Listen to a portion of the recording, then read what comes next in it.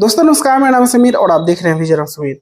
अभी खेसारी लाल यादव जिस फिल्म की शूटिंग कर रहे हैं वो फिल्म भी बहुत बड़ा फिल्म है। तकरीबन 8 से 10 करोड़ के बजट की लागत वाली फिल्म है।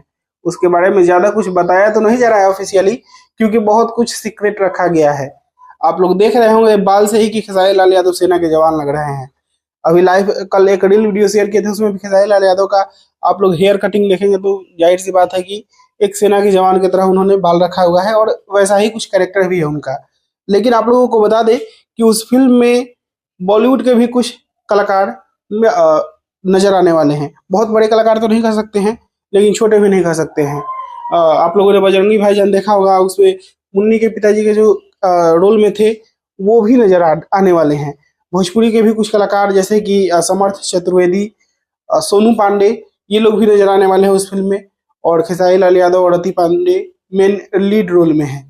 बाकी दोस्तों और भी कुछ अपडेट्स इस फिल्म के रिलेटेड निकल कर आती है, आएगी तो नहीं हमको पता है, क्योंकि बहुत ही सीक्रेट तरीके से इस फिल्म की शूटिंग की जा रही है। तो बस अभी के लिए इस वीडियो में इतना ही। मैं मिलूंगा आप लोगों से नए वीडियो में, तब तक के लिए जय हिंद, वंदे मातरम।